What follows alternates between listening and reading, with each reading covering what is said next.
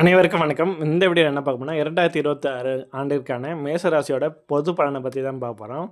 உங்களோட கிரக சஞ்சாரத்தை வச்சு அடிப்படையில் இந்த பெயர்ச்சி பலன்கள் விவரிக்கப்பட்டுள்ளது.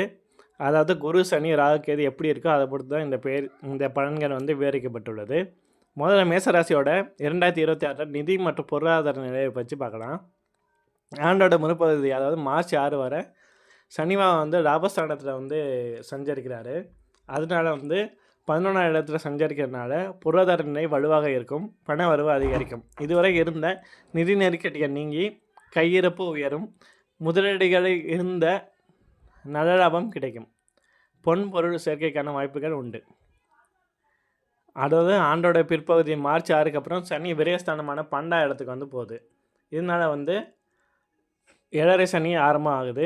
இதனால் எதிர்பாராத செலவுகள், வீண் விரயங்கள், மருத்துவ செலவுகள் அதிகரிக்க வாய்ப்புள்ளது. இருப்பினும் லாபஸ்தானத்தில் ராகுவின் சஞ்சாரம் இருப்பதால் பண தேவைகள் பூர்த்தியாகும். ஆனால் செலவுகளை கட்டுப்படுத்துவதில் அதிக கவனம் தேவை.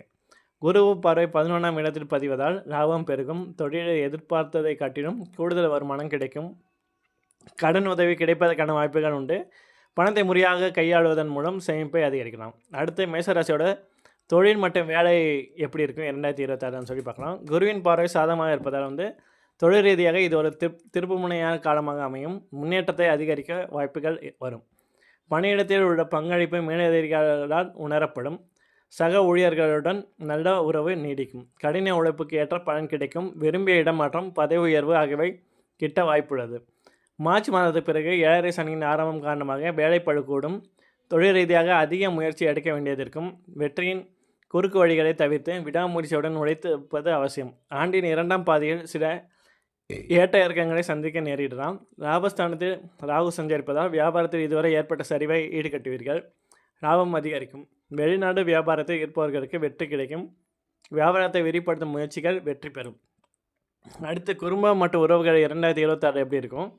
குரு பார்வை 7ஆம் இடத்தில் பதிவதால் குடும்பத்தின் மகிழ்ச்சியும் இணக்கமும் நிலவும்.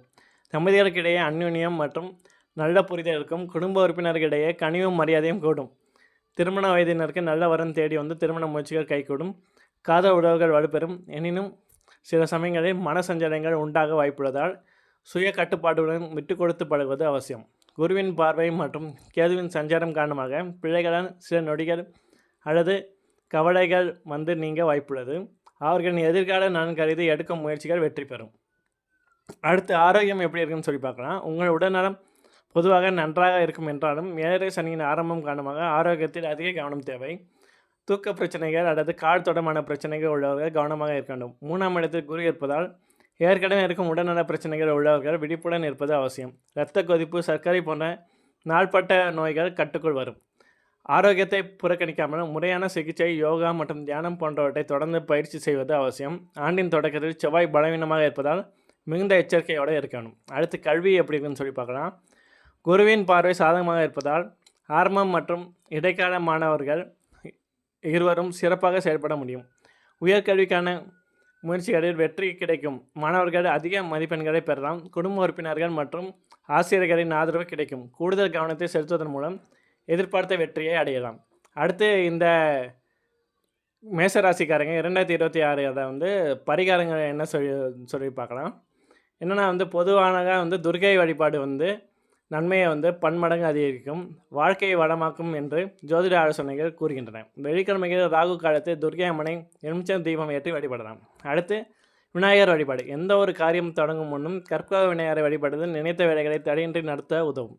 தினமும் குறைந்தது 10 நிமிடமான தியானம் செய்வது மன அழுத்தத்தை குறைத்து உடல் மற்றும் மன ஆரோக்கியத்தை உறுதியாக அடித்தளமாக அமைத்திருக்கும். இந்த பரிகாரங்களை முழு நம்பிக்கையுடன் செய்து வந்தால் 2026 சவால்களை குறித்து குருவின் பார்வை உண்டாகும் நற்பலன்களை முழுமையாக பெறலாம். நன்றி.